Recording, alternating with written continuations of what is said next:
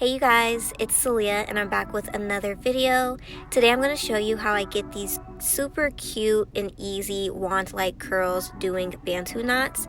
Now this used to be my go-to style in like 2020 or 2021, but I wanted to revisit it and see how it would turn out if I did just a couple of them.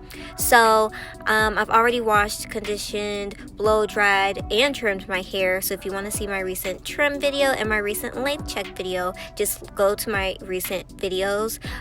You see me kind of doing not really a zigzag, but like a wavy type of part for my sections, and I'm doing that just because I don't want like any harsh lines.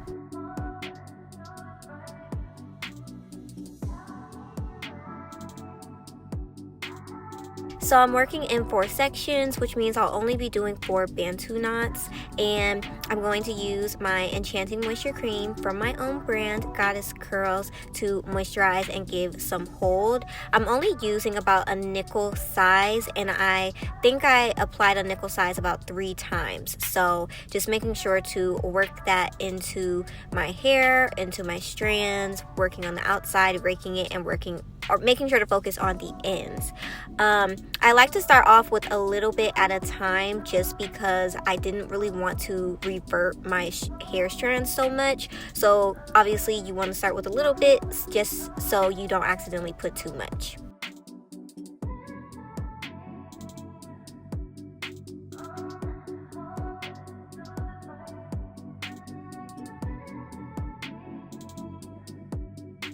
So after I worked that in, just gave my hair one last detangle, I start forming the Bantu knot. And basically I'm just twisting my hair starting at the root, but making sure not to be too close to the root. I always, like a rule of thumb for me, you know your Bantu knot is going to be too tight if it already starts off tight and you haven't even started like wrapping it around, because it's just going to get tighter. So you want it to be a little bit loose, and then it will tighten itself as you start wrapping the hair around. So that is what I'm doing. And I also kind of like to hold on to the Bantu knot right in the center as I'm wrapping it, just to make sure it really stays in place. But yeah, literally just wrapping it around and under as you go around. So once I get to the ends, I just add a little bit more product just so that they're not, frizzy or anything like that. And I'll wrap it as much as I can underneath the entire Bantu knot. Now, how you secure it is up to you. If you wrapped it correctly, you really don't need to secure it, but I didn't want these to come out while I slept, so I just put a, black little rubber band. I think I put 2 of them. You can use bobby pins. I've done that before, so it's all up to you. Now another thing that I do, although you do want your Bantu knot to be pretty tight and in place, you don't want it pulling your hair. I will go in and kind of pull wherever I feel it's tugging at my hair strands. That's usually at like the neck area and on the sides. So I just kind of lift up the Bantu knot until it's no longer like super duper tight and pulling, and then that's it. We do not want headaches, we do not want breakage, we do not want it, to be uncomfortable. So make sure you do that, you guys. So I am just going to speed past this, literally just do the exact same things. I feel like because I've done Bantu knots before, I kind of already have I have the hang of it. So if you are new to doing Bantu knots, it definitely takes a little bit of like a learning curve just to make sure you're not twisting it too tight, because then it causes your hair to kind of buckle and then it's hard to like form the knot. Just making sure you're not wrapping it too tightly, making sure you're adding enough product. It all is a little bit of like a learning curve, but it's super easy, I promise. And yeah, this is a quick style. Literally only takes like 15-20 minutes, so why not?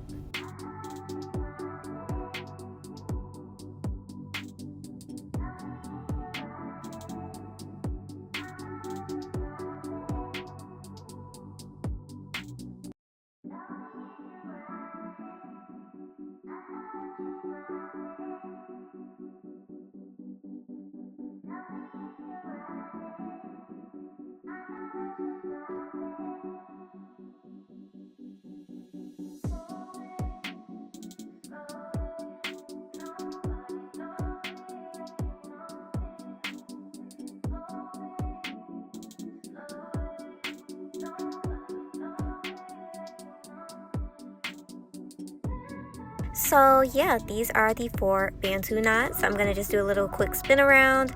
I did sit underneath my hooded dryer for about 30 minutes, and then I just let it dry overnight. And the next day I did add a little bit of oil to my hands before I started to take the Bantu knots and the rubber bands down. So I had to be a little careful when taking the rubber bands off my Bantu knots because I didn't want to like mess up my curl before I started separating. So I think I'm gonna buy a pack of like some satin scrunchies, because I think that'll be super easy to get off and on if I do these again, or when I do them again.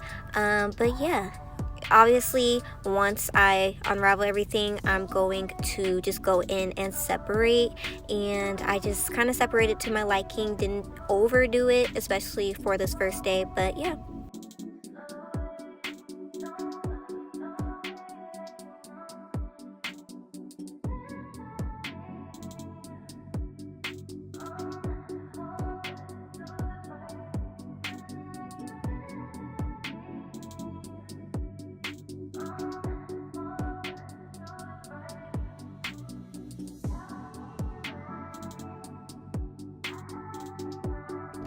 So this is the final look after I went in and fluffed my hair a little bit. I was so in love with this hairstyle and I got a lot of compliments. I will say, since big chopping, I really haven't done many stretched hairstyles, and now that my hair is waist length, if you know, you know, then I definitely will be doing more stretch styles, because what is the point of having long hair if you cannot show it? So ignore this like distinct part in the middle of my head. I did go back in and fix that. But if you want tighter curls and you want your curls to last longer, all you have to do is use more product than I did. This is my hair. I think this had to have been at least 8 hours later, so I don't think that my hair looks too bad, especially after walking in snow and all type of stuff like that. But like I said, I just didn't want to use too much because I wanted my hair to stay as stretched as long as possible. This was the next day. The night previously, all I did was resection my hair, comb it out, add more product, and Bantu knot it, just like I showed you in the beginning of the video. So literally all you have to do is re-Bantu knot it and you can wear this style again. The next clip is me after I re-Bantu knotted it, but I did not add any product, so that's why it looks a little bit like wavy. But yeah, this is my hair. I love this style. Let me know if you guys will do this, if you've tried it. I think it's a great alternative if you don't want to use heat and use a wand curler. But like, comment, share, subscribe, you guys, and I'll see you in another video.